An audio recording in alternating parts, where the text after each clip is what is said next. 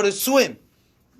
Yeah, you have to teach him how to swim, and you have a mitzvah to find him his mazal. You have a mitzvah to go find him his wife. Why? You know why? First of all, if you don't give him a job, c'est-à-dire tu lui apprends pas un skill, qu'est-ce qu'il va faire? What is he going to do? He wants money, right? He wants to eat. He wants to do something. What is he going to do? Il sait rien faire. He doesn't know what to do. He's going to go steal. He's going to go steal directly. Il va devenir un gars des rues. Right? Il va les voler.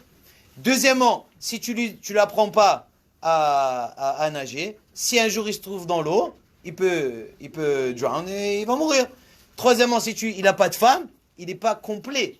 Alors tout ce que tu fais pour ton fils, c'est de lui donner ces trois parties-là pour qu'il devienne une personne, pour qu'il devienne une personne qui va réussir dans la vie. That's what you gotta do to your son. That's your job. That's the job of the father. So, what do you do with Matanot Levinim? You go to two poor people.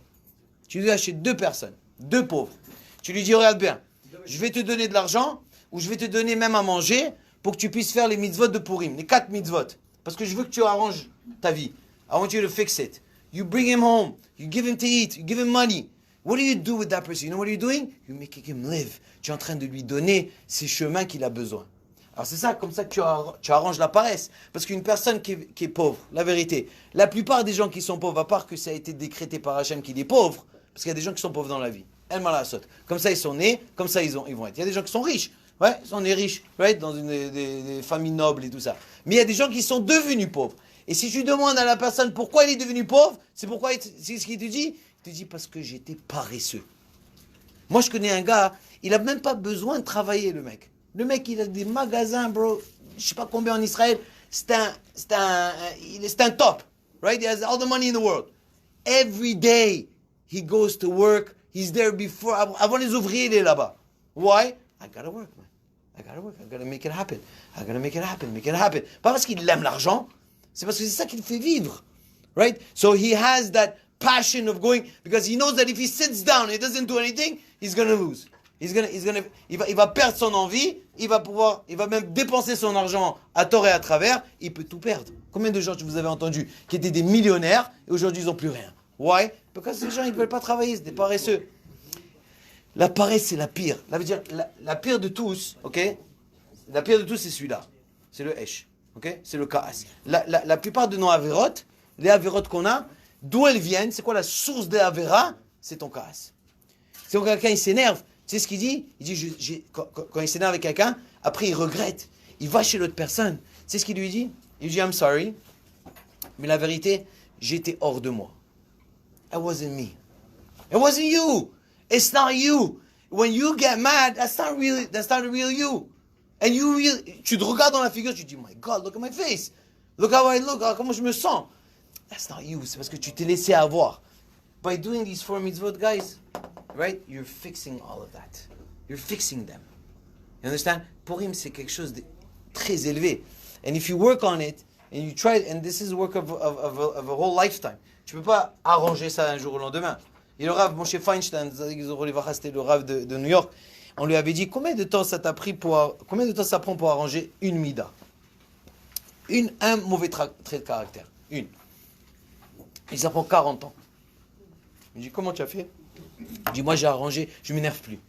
Comme ça il a dit, je m'énerve plus. Je dis comment tu as fait pour plus t'énerver? Il a dit il a pris des nœuds, ok?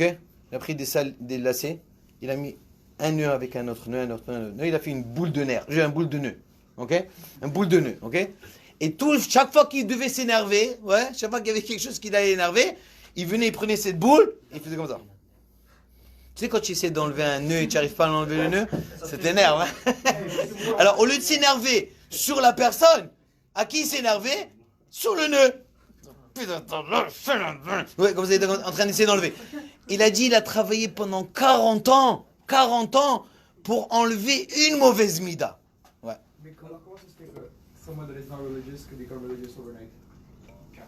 Well, you could.